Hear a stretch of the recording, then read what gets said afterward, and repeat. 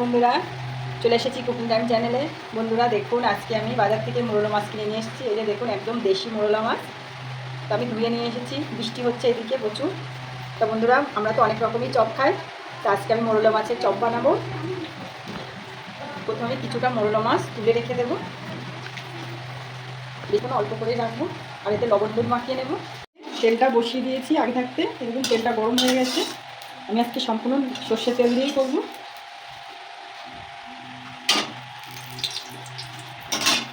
মোরলা মাছগুলো একটু ভেজে নিতে হবে চপের জন্য।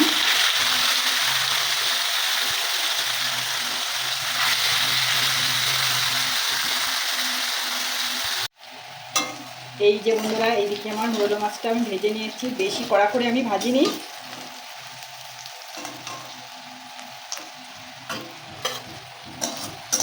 তা বন্ধুরা, আমি যে এই যে মোরলা মাছটা ভেজেছি, তা আমি একটু শিলে হালকা করে একটু ডলা দিয়ে নেব।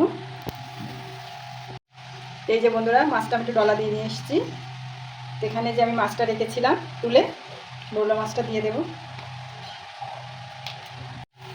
এখানে আমি চালের গুঁড়ো দেবো 2 চামচ। বেসন দেবো 1.5 চামচ বেসন। আমি দিয়ে দেবো রসুন কুচি, পেঁয়াজ কুচি, ধনে গুঁড়ো, জিরে গুঁড়ো, লঙ্কা গুঁড়ো, লবণ দিয়ে দেবো, হলুদ গুঁড়ো। আমার সব উপকরণগুলো দেওয়া হয়ে গেছে। এবার আমি হাত দিয়ে ভালো করে এটা মাখিয়ে নেব। এটা কিন্তু বন্ধুরা, এই চপটা খেতে কিন্তু দুর্দান্ত লাগে। তো বেশি প্রেশার দিয়ে আমি মাখবো না।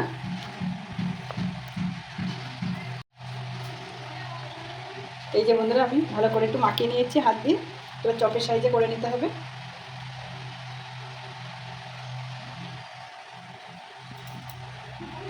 হাত দিয়ে এইভাবে একটু করে নিতে হবে।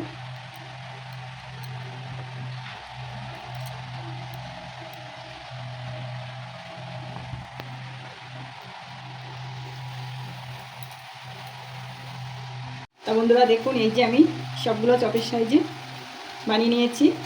আমি কিন্তু সর্ষের তেলে দিয়েছি এখানে, যেহেতু মাছ। দিয়ে দেবো এক এক করে। সর্ষের তেলে ঝাঁঝটা কিন্তু বন্ধুরা দারুণ। আমরা কস্টম সর্ষের তেল ব্যবহার করি।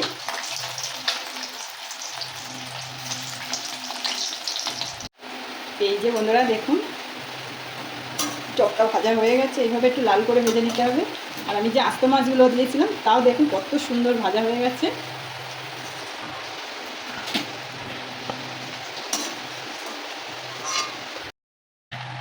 বন্ধুরা, এই যে দেখুন, আমার মোরলা মাছের চপ কিন্তু বানানো হয়ে গেছে। দেখুন খুব সুন্দর মুচমুচে হয়েছে। এই যে দেখুন, একদম নতুন একটা রেসিপি। তো বন্ধুরা, একটু খেয়ে দেখি কেমন হয়েছে।